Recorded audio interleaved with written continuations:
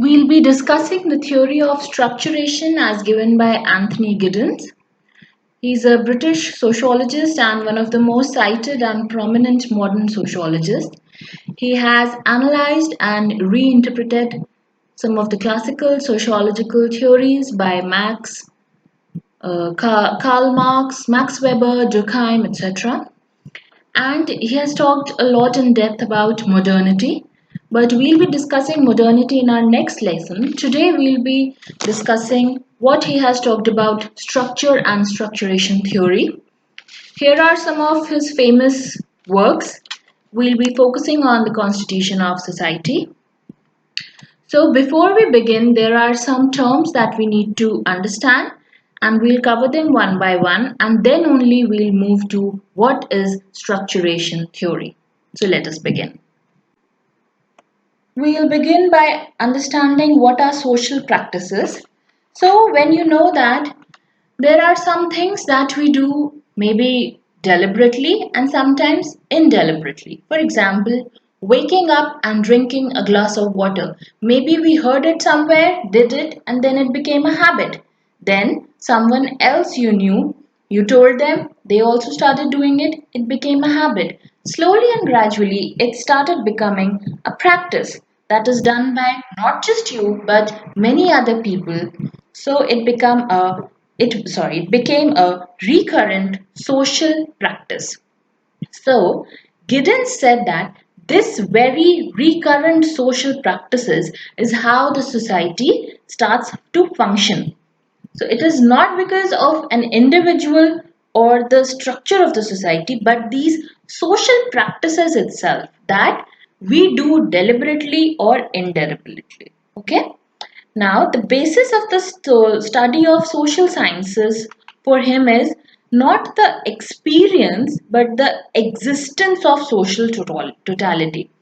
That is not just that the person exists, but what he's doing in the society, his experiences, his practices, and these social practices, they have been there across time and space. For example, there have been a mention of these social practices in some literature, in some text in the past. People are still doing it today, and people are doing it in different forms and different regions of life. So it is beyond time and space. Now he has used the term duality and dialectical interplay of agency and structure.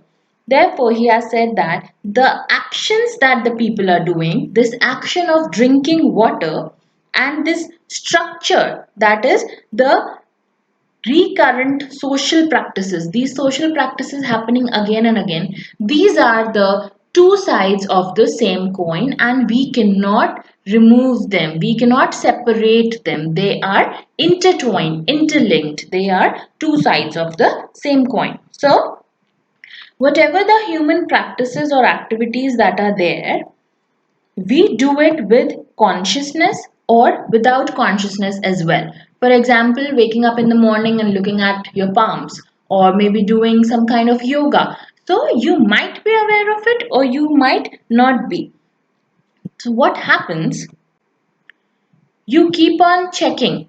What am I doing? Why am I doing? Is this necessary? Is this important? And this is what is the element or the quintessence of modern society, that you ask questions, that you monitor things. When people are telling you that taking steam will help you stay away from any kind of virus, you just don't start following it. You will probably Google it. You will probably refer to some text. You will question, you will monitor, and only then you will put this action of maybe using steam to avoid any infection, and then only it will become a practice.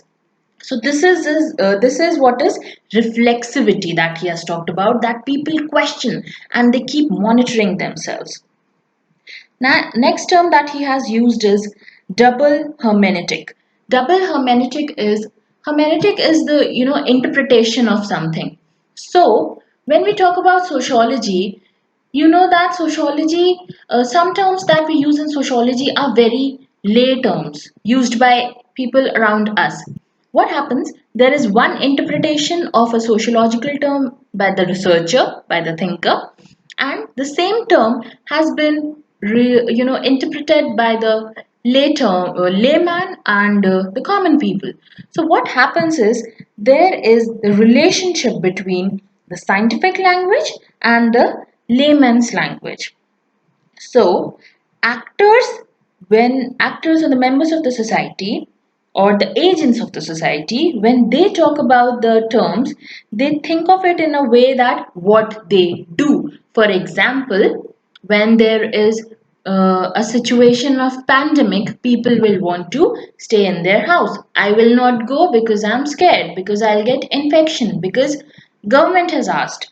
But the researcher, he will use his sociological terms and interpret it in a different way. He will try to gather data and enhance his understanding and account for this action, that why exactly are people living inside, what is that is going in their minds, and they will separate this interpretation from the layman terms to the sociological or scientific terms. So, this dialectical process, which examines the correctness of something, which examines if this is right or wrong, so it gives rise to practice, to structure, and to consciousness.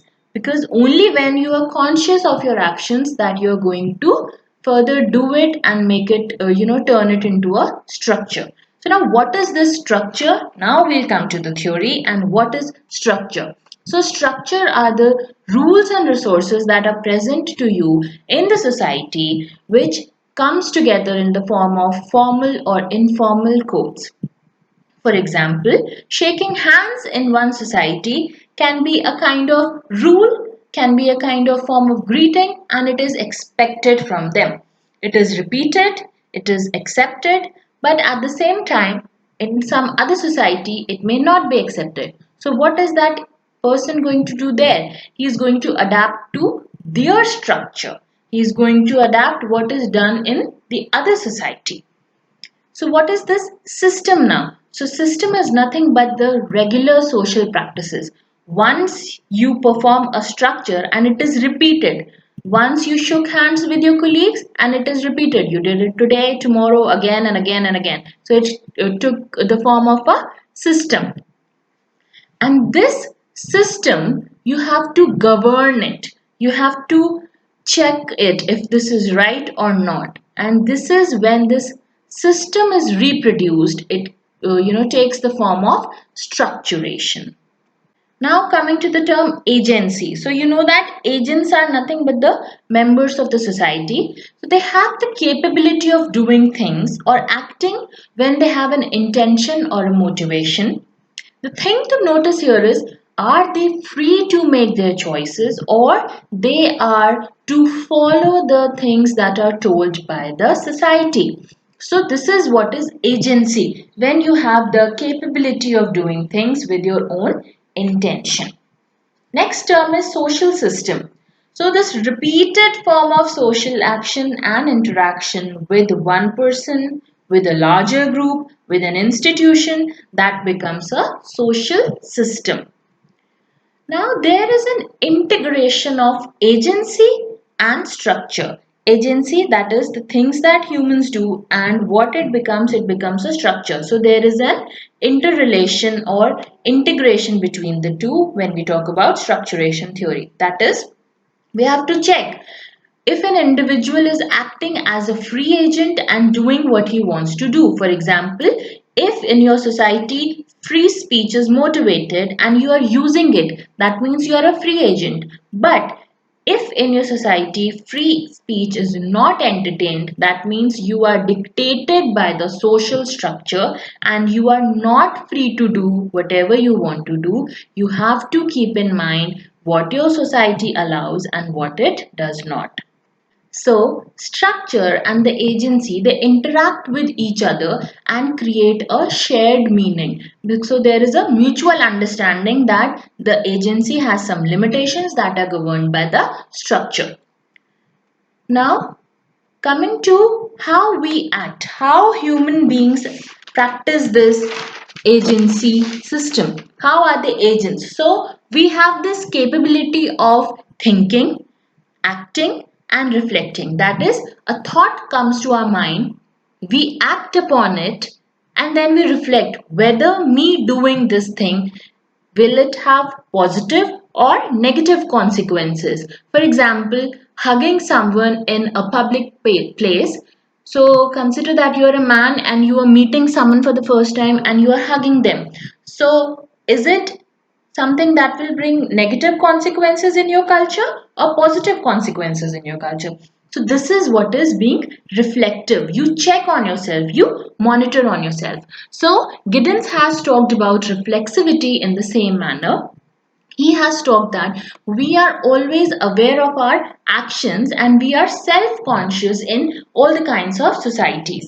So whether there is a traditional or a modern society, reflexivity differs. How? In traditional society, people did not ask so many questions as much as we do today. So, something that happened in a traditional society time and again, it became a routine. For example, girls are told not to, step out of the house. So, they did not question much because they did not have that kind of thinking. They were not brought up in that way. So they just adapted it and it became a routine. Okay, I do not have to step out of the house. But today, in modern society, we have become very oral. We have become aware, conscious. So there is this consciousness which, regularly it keeps telling you to ask, why? Why should I do this? Why should I not do this? Should I listen to them? Should I not listen to them? If there is a practice of something that troubles you, if there is a practice of not going out of your house after 9 p.m. and this is only for the girls, you would question it, right? You would not blindly follow it. You would want to alter it, change it, and examine that if it is a practice, if it is a social practice, why is it there, and there is a need to change it, and you will do so. So this is what is the structuration theory as given by Giddens. I hope you were able to understand this. Now we'll discuss some questions. Question number one is, in his theory of structuration, Giddens focuses on, so he has focused on the duality of structure that we just discussed, that is the agents or members in the society and the structure, that is two, they are the two sides of the same coin, and you keep on you cannot keep them away from each other, you cannot separate them. Next question is, according to Giddens, structure is constraining and enabling. Answer will be fourth. How come structure is constraining and enabling?